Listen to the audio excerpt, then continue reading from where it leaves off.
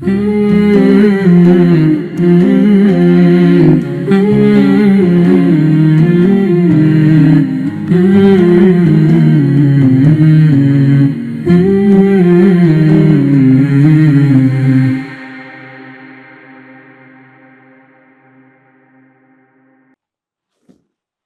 Ta'ala berfirman, Qul innama ana basyarum mithlukum yuha ilayya annama ilahukum ilahun wahid. Faman kana yarju liqa'a rabbih falya'mal 'amalan shalihan wa la yusyrik bi'ibadati rabbih ahada. Masya Allah. Jazakallahu khair, Ustaz Jafar. Masya Allah. Ya, ayat yang luar biasa ya, indah menggambarkan tentang Rasul SAW di surat Al-Kahfi, ya. Akhir surat Al-Kahfi. Al-Kahfi yang menjadi penutup pembahasan panjang tentang Al-Kahfi. Yang Al-Kahfi ini turun di masa sulit Nabi SAW. Makanya oleh Allah dikasih pelajaran dengan cara Allah cantumkan di dalam Al-Kahfi itu ada 4 kisah. Dan ternyata ayat penutupnya jadi seperti ini. Nabi Muhammad SAW diminta oleh Allah SWT untuk menyampaikan langsung, mendeklarasikan dirinya. Qul, katakan Muhammad. Katakan wahai Muhammad, innama ana basyarum mithlukum. Ya, aku ini manusia seperti kalian. Jadi coba pahami suasana ayat ini. Jadi kita ulangi ya. Ya, betul. Jadi Al-Kahfi ini diturunkan Allah masa ketika sulit. Disebutkan dalam Sirah Nabawiyah itu di masa ketika orang-orang Quraisy mulai melakukan kejahatan terhadap dakwah Nabi dan pengikut Nabi SAW. Pembahasan panjang dan di sana ada solusi, ada hiburan, ada harapan di Al-Kahfi itu. Bahkan para ulama mengatakan sebenarnya ujungnya itu hikmah dari kisah umpamanya Dzulqarnain. Kan di Al-Kahfi ada Dzulqarnain. Ya, hikmah kisah itu sebenarnya adalah Allah ingin memberikan harapan pada Nabi Muhammad, ya, sejahat-jahatnya mereka pada kamu, sedihina-hinanya kamu dan direndahkannya kamu dan pengikutmu hari ini. Sebenarnya orang-orang beriman, pemimpin-pemimpin besar itu akan muncul seperti Dzulqarnain. Bahkan bisa menguasai timur sampai barat. Itu harapan. Setelah mengetahui rahasia itu, maka kemudian Allah SWT meminta Nabi untuk mendeklarasikan dirinya. Qul, sekarang katakan Muhammad, katakan ke semua orang-orang itu. Innama ana basyarum mithlukum. Aku ini hanya manusia biasa. Jadi, suasananya lihat itu ya. Jadi dalam keadaan yang sangat sulit itu diberikan Allah solusi, diberikan Allah hiburan, bahkan solusi untuk masyarakat muslimin saat itu yang sedang habis-habisan tertindas, sampai solusinya adalah salah satu hijrah ke negeri Habasyah. Sampai kemudian ternyata di penghujung kisah itu ada tema Dzulqarnain. Tema harapan tadi. Ustaz. Tema harapan. Jadi gambarnya adalah gambarannya nggak apa-apa. Memang cuma perlu sabar saja. Tapi ujung dari semua ini akan menjadi seperti Dzulqarnain, sebuah kekuasaan dari timur sampai barat. Dengan seperti itu adanya, tiba-tiba langsung diperintah Allah untuk sekarang kamu katakan ke semua orang, innama ana basyarum mithlukum. Aku ini ya hanya manusia biasa seperti kalian. Hanya manusia biasa seperti kalian. Yuha ilayya annama ilahukum ilahu wahid. Aku dapat wahyu yang ilahmu itu cuma satu. Makanya ayat ini sebenarnya bisa dipotret dari banyak sisi saja, Pak. Salah satunya ini kita coba lihat di salah satu sisinya. Nanti kita bisa lihat lagi ayat ini di sisi yang lain. Ketika dalam keadaan sulit diberikan gambar bahwa kamu akan besar loh. Orang-orang yang menghinamu hari itu tidak ada apa-apanya. Itu mah sebentar mereka akan, ya pilihannya adalah ikut kamu atau hancur kan. Tapi kerajaanmu akan dari timur sampai barat, dan itu kita bisa saksikan muslimin hari ini. Nah, dalam keadaan seperti itu keadaan ketika harapan, baru ada harapan. Barangnya belum ada. Ya, masih sulit keadaannya. Tapi kadang-kadang kan manusia itu kadang-kadang baru di apa ya, baru di level harapan itu rasanya sudah angkuhnya luar biasa. Sesuatu yang kira-kira dia belum ada, tapi kemudian rasanya kayak sudah segala-galanya di dunia ini. Makanya ketika tidak disiapkan, saat kenikmatan itu hadir, itu bisa benar-benar menjadi orang yang durhaka. Maka Nabi Muhammad disiapkan sejak awal. Qul innama ana basyarum mithlukum. Makanya Abdullah bin Abbas radhiyallahu anhu, ahli tafsir di umat ini, beliau menjelaskan ayat ini, salah satunya itu dari satu sudut yang menarik. Sudutnya adalah kata Abdullah bin Abbas radhiyallahu anhu, alamallahu ta'ala rasulahu at-tawadhu'. Masyaallah.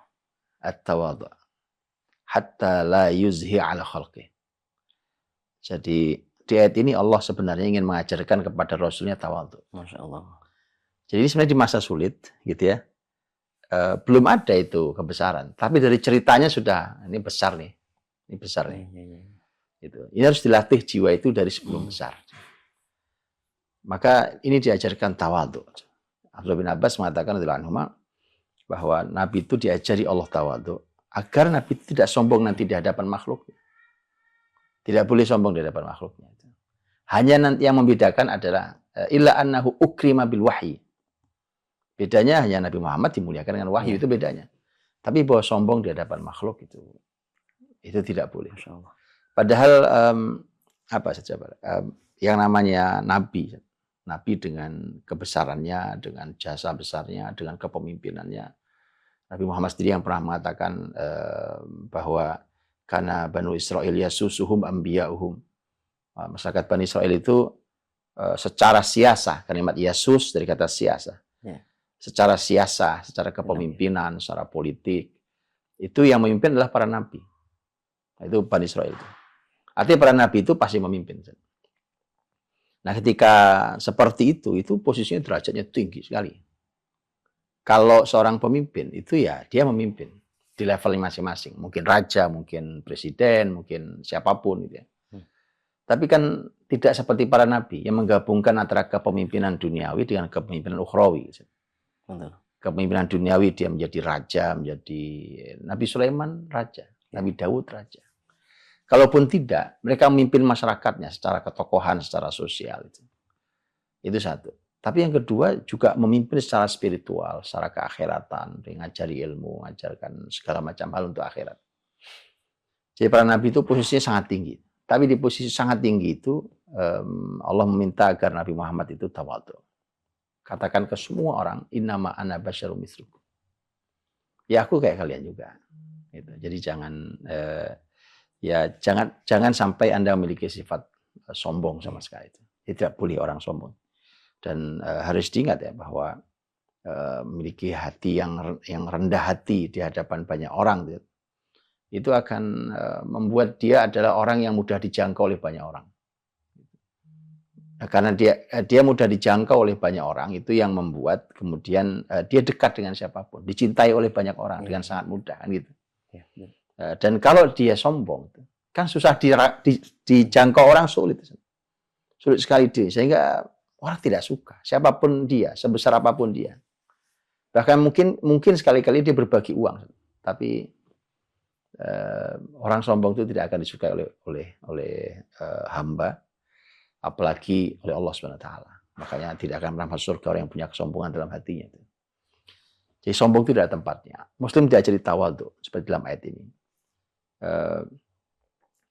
Sahabat itu kan kadang juga ingin menghormati nabinya. Kadang-kadang sahabat itu kadang suka membayangkan raja-raja, Ustaz. Ya kan di hadapan mereka nabi nih. Betul. Nabi itu di atas raja gitu. raja ya raja ini juga pemimpin besar dan terbukti. Nabi Muhammad SAW nanti kan kemudian para raja datang dengan hormatnya, ya kan? Atau mereka mengirimkan salam dan doa, mengirimkan salam dan hadiah-hadiahnya. Ya, ada yang bahkan tunduk bersedia masuk Islam dan seterusnya. Jadi betul-betul raja ini sebenarnya gitu. Sehingga sahabat itu wajar kalau mereka membayangkan, menggambarkan bahwa Nabi itu raja. Nah, di antara para sahabat itu kan ada yang sudah perjalanannya jauh. Mereka waktu dagang dulu terutama. Ada Suhaib Ar-Rumi bahkan yang sudah. Iya, yang bahkan Suhaib Ar-Rumi tinggal di Romawi. Tinggal di Romawi dia. Jadi dia tahu persis bagaimana interaksi masyarakat dengan raja. Ada Salman Al-Farisi. Salman Al-Farisi orang Persia gitu. Tahu persis bagaimana karakternya orang Persia dan raja-raja itu. Raja itu bincang gini nggak mungkin saja. Nggak mungkin. Ya. Apalagi Persia. Persia itu punya birokrasi sangat amat rumit. Jadi karakter birokrasi rumit itu Persia. Berarti kalau mirip-mirip, Zat. Itu rumit sekali. Bukan tidak boleh ya pemimpin dijaga, silahkan. Dalam Islam pun juga masalah. Cuma bagaimana jauhnya posisi itu menunjukkan jauhnya hati juga, itu masalah. Makanya nanti rajanya dibunuh sendiri sama akhirnya kan begitu. Tapi mereka begitu. Itu bicara itu harus ada jaraknya, raja itu. Kalau orang-orang yang tidak dikenali, umpamanya orang Arab kan bukan orang Persia, kemudian mau sekaya apapun, mau sepemimpin tinggi apapun di Arab, mereka datang ke Persia, nggak mungkin. Jaraknya jauh sekali. Anda hanya boleh bicara melalui perantara yang nanti disampaikan ke raja, nggak bisa ketemu. Ini yang nyobek surat Rasul ya Persia itu. Persia itu gitu. Makanya Persia kan ketika nyobek surat itu emosi pertamanya sang raja kan sebenarnya adalah hanya masalah birokrasi, Ustaz. Birokrasi ketika si Kisra pemimpin tertinggi Persia itu marah ketika nama dia diletakkan nomor 2 setelah nama Nabi Muhammad SAW gitu kan. Karena Nabi kalau kirim surat itu min Muhammad Rasulillah ila Kisra azimil furs. Itu dari Muhammad Rasulullah untuk Kisra pemimpin tertinggi Persia. Nah gitu. Jadi marah itu. Kan nomor 2 diletakkan namanya. Karena Muhammad dulu disebut, harusnya duluan dia namanya. Jadi sangat birokratik Persia itu. Itu salah satunya begitu. Nah, jadi sahabat tuh karena mereka tahu bagaimana interaksi dengan raja. Nah, kadang-kadang sahabat itu ingin memuliakan. Contoh suatu saat sahabat mengatakan, suatu saat kami kumpul tuh kami biasanya kumpul biasanya di Masjid Nabawi. Tiba-tiba Nabi masuk tuh. Datang saat itu Nabi bawa tongkat. Itu Nabi jalan. Kemudian pas saat Nabi masuk, itu sahabat berdiri. Pada ramai-ramai berdiri. Kan seperti para raja gitu kan. Nah, kita juga biasa gitu kan lihat orang-orang gitu. Ada orang besar datang berdiri. Begitu berdiri gitu. Nabi SAW mengatakan, la taf'alu kama yaf'alul a'ajim. Masya Allah. Gitu. Ya, kalian jangan lakukan ini pada saya. Sebagaimana orang-orang asing itu melakukan semua ini. Ini bukan budaya kalian. Yang begini ini enggak. Duduk aja, duduk. Nggak usah berdiri gara-gara saya datang. Karena kalau itu dilanjutkan, kalau itu diizinkan, Nabi diam saja. Itu setiap Nabi datang mereka berdiri. Karena itu penghormatan yang biasa dilakukan untuk para raja. Dan Nabi tidak mau. Duduk aja. Ngapain? Itu kebiasaan orang ajim. Orang ajim itu kebiasaannya begitu. Nah, saya tidak mau itu. Jadi mencintai, menghormati itu oleh Nabi Muhammad pun kita diajari secara menghormati.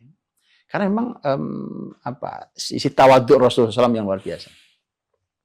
Tawaduk hati Nabi yang sangat luar biasa dan Nabi tidak mau merasa lebih tinggi daripada yang lainnya, walaupun beliau bukan lebih tinggi lagi ya, beliau pemimpin seluruh manusia. Bahkan Nabi sendiri yang mengatakan, ana sayyid waladi Adam, wala fakhr. Saya ini adalah pemimpin seluruh anak cucu Adam. Tapi itu bukan fakhr, itu bukan kesombongan itu. Jadi sampai segitu, Nabi tidak mau itu. Makanya pernah ada seorang laki-laki itu kemudian bertemu dengan Nabi SAW. Begitu bertemu begitu itu dia gemeter. Gemeter. Nabi gitu lihat dia gemetar itu. Nabi mengatakan hawin alik, hawin alik. Kata Nabi, tenang, tenang, tenang, tenang. Saya bukan raja, kata beliau. Hawin alik. Saya ini bukan raja. Innama ana bunu mra'atin min Quraisy kanat ta'kul qadid. Saya ini kan cuma anak dari wanita Quraisy. Ibuku dulu orang Quraisy, ya kan? Aku ini cuma anaknya seorang wanita dari Quraisy. Dulu ibu saya suka makan daging kering, kan? Daging yang dijemur, kan? Dendeng ya. Daging yang dijemur dikeringkan itu. Supaya nggak cepat busuk kan lu dipapar matahari. Istilahnya bukan daging fresh gitu ya.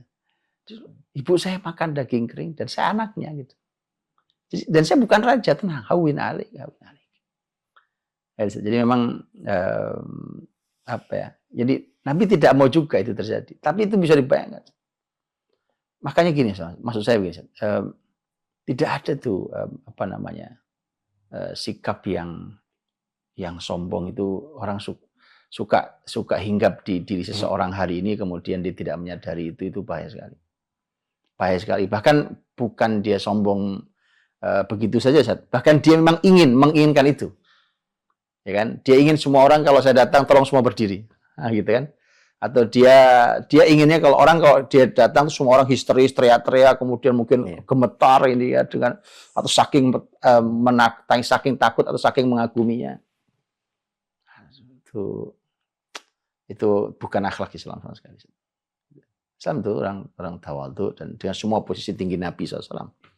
Itu tidak perlu dibicarakan dengan posisi tinggi Nabi. Tapi Nabi tetap memposisikan sebagai manusia dengan kesederhanaan dan tawadhu yang luar biasa.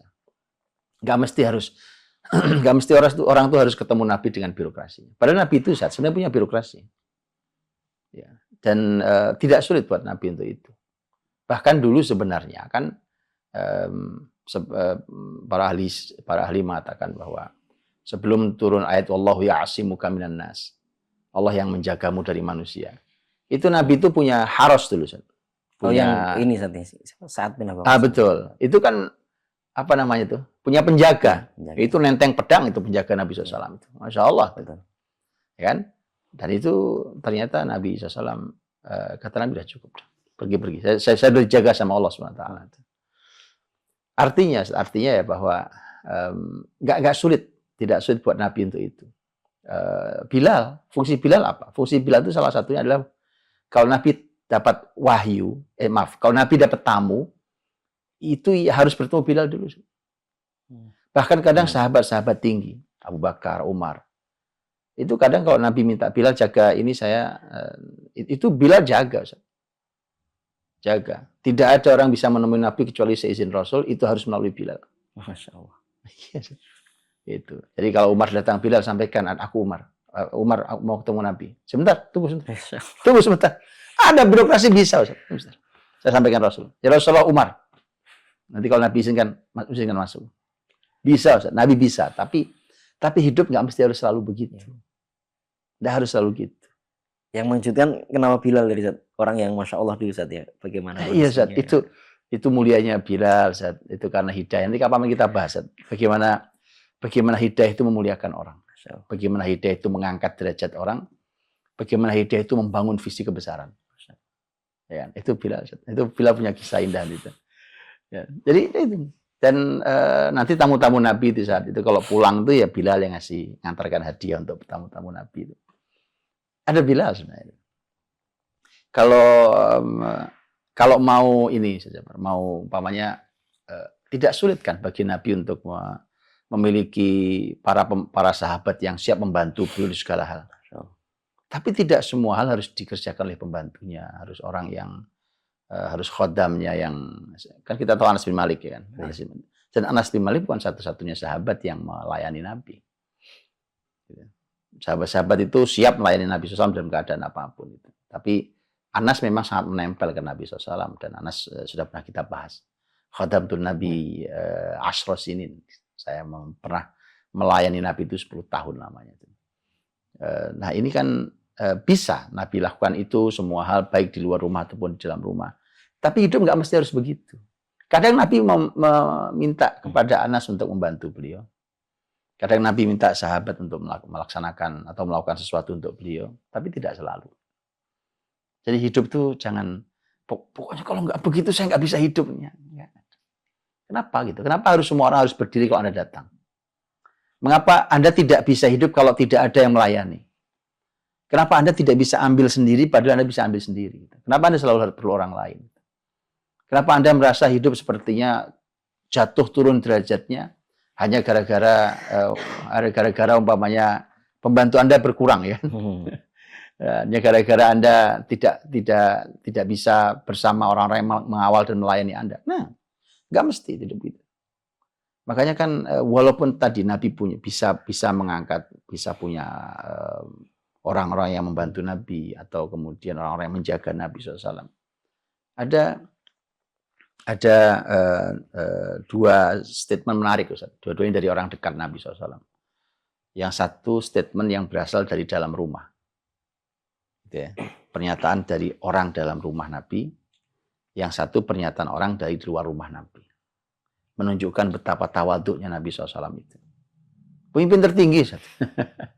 Pemimpin tertinggi itu. Pemimpin tertinggi itu kan, Masya Allah lah. Itu tahu lah pemimpin tertinggi bagaimana. Ya kan? Itu sudah steril saat ya. Sekian kilo udah steril tuh. Ini lebih tinggi daripada presiden, ini lebih tinggi daripada raja. Yang dari dalam rumahnya itu yaitu Ummul Mukminin Aisyah radhiyallahu anha. Istri beliau langsung. Ketika sahabat itu juga penasaran, kadang penasaran karena kalau di dalam rumah itu kan tidak terlihat. Maka harus bertanya kepada istri beliau. Maka sahabat suka bertanya.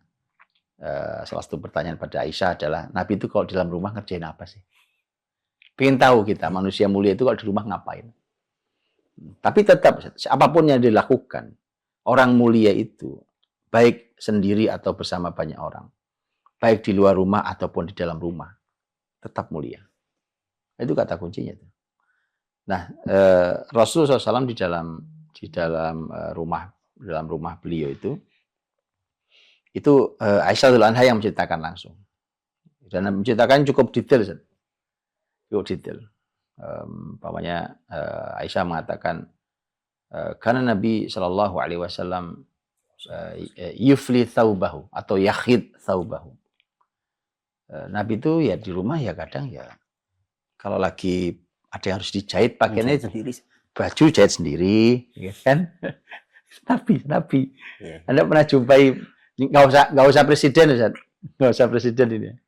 Ya kan orang, artinya tidak sulit buat Nabi untuk minta tolong ke istrinya, tidak sulit buat Nabi untuk minta tolong ke sahabatnya. Dan itu sah, halal, boleh-boleh saja.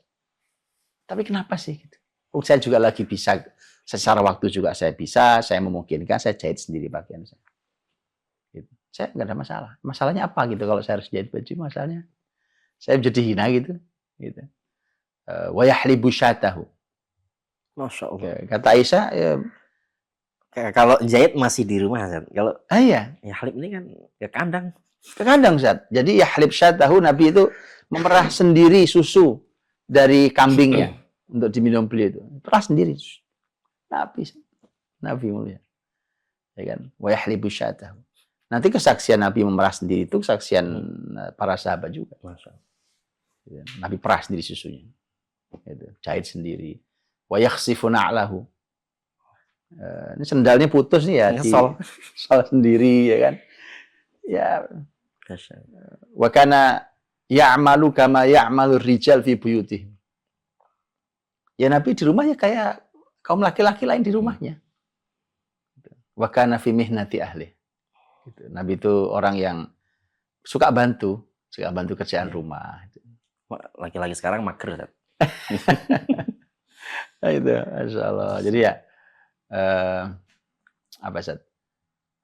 Ini sebenarnya dari sisi, jadi gini, ketika kita baca kisah ini tuh, salah satu yang harus dipotret adalah bahwa ini ketawaduan Nabi SAW. Bahkan kepada siapapun. Nabi bisa kok meminta tolong pada siapapun. Tapi pelajaran mahal, dan ini sekaligus pelajaran buat kita didik anak-anak kita. Gitu. Anda boleh punya pembantu banyak kok. Anda boleh, itu bukan dosa sama sekali.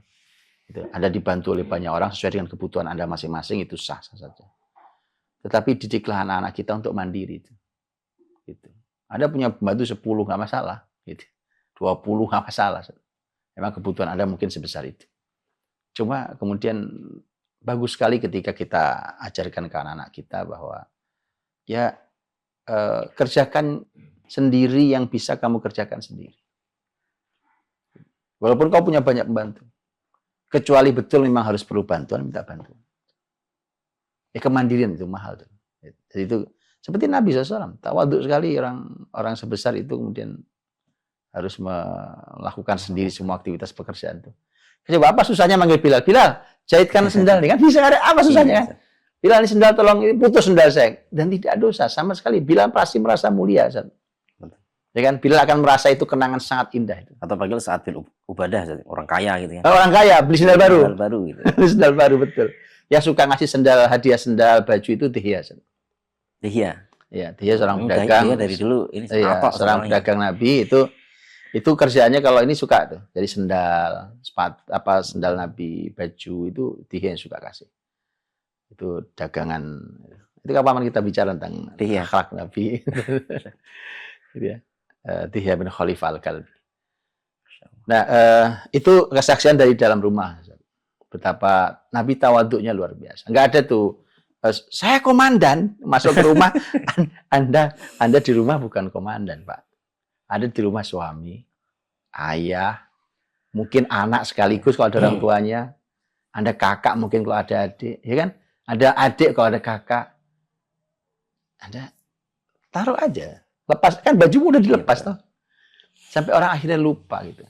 Lupa dengan ketawaduannya. Jadi kalau di rumah semua orang harus siap, harus hormat juga begitu.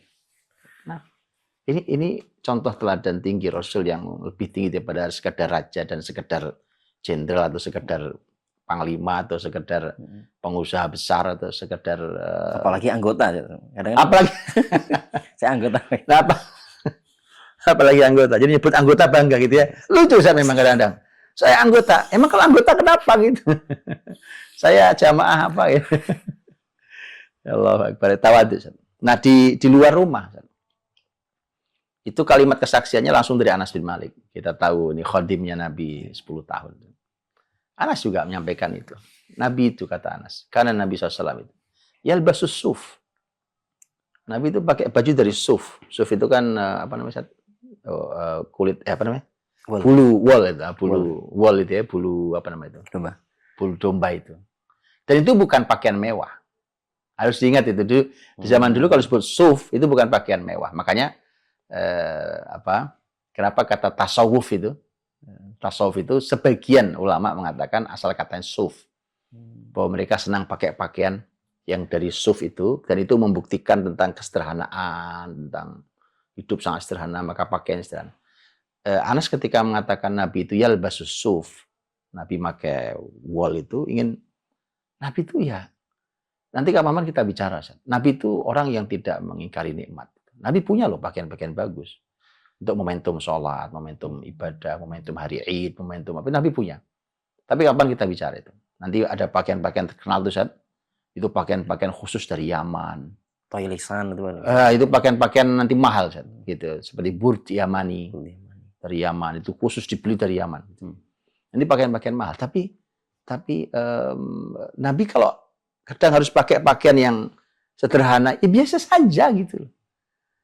Biasa gitu. Jadi Anda kenapa harus beli pakaian harus pakai merek itu, kenapa? Rasanya kalau nggak beli merek itu tuh rasanya turun derajat kemanusiaan saya gitu. Lah wong Anda itu kulitmu itu sebenarnya kulit biasa aja kan. Kulit Anda kan nggak kayak kulitnya Abdurrahman bin Auf. Ya kan? Abdurrahman bin Auf ada dua sahabat Nabi, Abdurrahman bin Auf dan Zubair bin Awam radhiyallahu anhum ajmain. Dua sahabat kaya itu yang sampai harus minta izin ke Nabi karena ini pelanggaran secara fikih sebenarnya, kan dalam Islam seorang laki-laki tidak boleh pakai pakaian yang bahannya dari sutra. Itu untuk perempuan. Laki-laki tidak boleh. Tapi masalahnya dua orang kaya ini, itu kulitnya kalau nggak pakai sutra gatel. Ya, jadi orang sekarang yang sok-sokan merek itu, lah kulitmu loh kulit biasa pakai kain goni, nggak apa-apa. Ya kan? Sombong kali kalian tuh. Rasanya kalau nggak pakai merek itu rasanya turun harga. Jangan pernah terjebak pada semua itu. Kalau kita punya anak, itu hindari semua itu. Kalau sudah terjebak di wilayah itu, hati-hati. Nabimu tidak itu. Nabimu punya pakaian seperti burja, mani kapan kita bahas. Tapi Nabi kata Anas, yalbasus suf. Karena pakaian Nabi ya Allah itu pakaian orang-orang bawah. Yalbasus suf. Wairkabul himar. Dulu kendaraan itu. Ya, setelah jalan kaki, ya kan? Setelah jalan kaki itu kalau dia berkendara itu ada levelnya, kan? Ya, sekarang kan kendaraan juga ada levelnya, kan? Ya kan? Ada kendaraan yang levelnya itu kuda. Itu level yang faros yang kuda mahal. Ya kan? Itu kuda luar biasa. Tapi level paling bawahnya terus berjenjang itu paling bawahnya himar. Pantesan dulu ada orang Arab datang saat ke pesantren itu lihat motor butut himar ajus gitu. Iya, betul. Itu sudahlah himar ajus pula. Udah tua ini kan. Itu karena naik himar itu, ya Allah, naik himar tuh orang biasa, Himar tuh biasanya dulu dipakai buat ngocek, Ustaz. Itu karena himar tuh sebenarnya dia tidak untuk dikendarai orang sebenarnya. Untuk bawa barang. Tapi orang-orang biasa, orang-orang nggak punya harta ya itu dikendarai juga kan si himar itu. Beda dengan kuda, naik aja udah gagah sekali. Nuntunnya udah gagah sekali gitu ya. Foto di samping selfie ini ya. Tapi lihat Nabi SAW tawaduknya. Nabi kata Anas, Nabi itu yarkabul himar. Nggak apa-apa. Apa Nabi nggak punya kuda? Punya. Nabi nggak punya unta? Punya. Ya kan? Tapi hidup nggak mesti harus begitu. Tawaduk Nabi itu membuat hidup ya. Nggak apa-apa. Sekarang naik himar. Yarkabul himar. Dan Anas juga yang mengatakan Nabi itu kata Anas, Nabi itu ya megang-megang kambing, terus kadang yang merah susu sendiri, biasa aja kata Anas. Dan Nabi itu wa yajlisu kama yajlisul abd, yajlisu ala ar, duduk di bawah gini Nabi, duduk di bawah, duduk seperti duduknya seorang budak, ngemper gitu. Ngemper biasa aja, Ustaz, ya Allah. Ngemper duduk di pinggir mana itu bukan orang yang nggak bisa dijangkau. Itu pemimpin tertinggi manusia, ya. Dan sampai Nabi sendiri yang mengatakan kata Nabi ajlisu kama yajlisul abd. Nabi, biarlah saya duduk seperti duduknya budak-budak, nggak apa-apa. Emang kenapa? Jadi masya Allah. Makanya di zaman Nabi itu orang di level paling bawah secara sosial itu kan budak, Ustaz. Mau laki mau perempuan, budak itu bisa menemui Nabi kapanpun, bahkan bisa menarik tangan Nabi kapanpun dan dibawa kemanapun. Itu Nabi SAW. Terakhir saya kasih kisah luar biasa. Antum tahu majelis Nabi SAW. Majelis Nabi di Masjid Nabawi itu Nabi bikin majelisnya itu gini, Nabi, kalau saya duduk nih, ini anggaplah Nabi duduk ngadap ke sana gitu. Itu kadang majelis Nabi itu melingkar gini. Tapi kadang-kadang nggak melingkar gini. Kadang-kadang majelisnya begini. Berhadapan gini, di tengah itu bolong. Jadi kanan kiri. Tapi tengahnya bolong ini. Bukan berhadapan, ngadap ke Rasul, kemudian tengahnya bolong. Itu tergantung jamaahnya banyak apa tidak banyak. Itu ulama mengatakan. Jamaah kalau lagi banyak tuh, maka posisinya kanan kiri kayak tadi itu, tapi jalan tengahnya dibolongin. Kenapa harus dikosongkan jalan tengah itu? Karena itu siapapun yang tidak ikut majelis Nabi, karena mungkin pembantu, mungkin budak yang lagi kerja di kebun, apa segala macam itu, mereka kalau mau bertemu Nabi kapanpun bisa, bahkan di saat Nabi sedang sibuk-sibuknya, lagi mengisi itu, lagi ngisi majelis. Dan itu kejadiannya banyak. Itu tawadhu Nabi SAW. Nanti tiba-tiba dia lewat aja di tengah itu, langsung menemui Nabi, langsung boleh memotong Nabi SAW. Ini majelis kenabian, Ustaz. Bukan ada Jenderal Umar, ada Jenderal Abu Bakar. Ini bukan cuma sekedar majelis kenegaraan, ini majelis kenabian. Allah. Jibril aja datang di majelis itu, ya kan? Bayangkan itu datang aja. Oh, kadang-kadang tuh Ustaz, musim sangat dingin, Ustaz. Antum tahu kalau di Madinah musim dingin kan? Dinginnya Masya Allah, kita ada jaketan siang pun dingin. Itu kadang-kadang mereka bawa air, Ustaz. Saking pengen dapat berkahnya Nabi itu. Minta tangannya dimasukkan ke air, dingin-dingin, Rasulullah. Tapi dan itu kadang membantu budak yang bawa. Ya Rasulullah minta diberkahi. Dimasukkan tangannya. Tawadhu Rasulullah. Qul innama ana basyarum mithlukum. Katakan wahai Muhammad, ya aku juga manusia kayak kalian, sama. Cuma Abdullah bin Abbas mengatakan illa annahu ukrima bil wahyi. Bedanya ya, yuha ilayya annama ilahukum ilahu. Allah alam bisawab saja. Masya Allah. Indah sekali, Ustaz. Ini seperti tidak ingin usai. Barakallahu fiikum, insyaallah. Barakallahu khair, Ustaz. Barakallahu khair.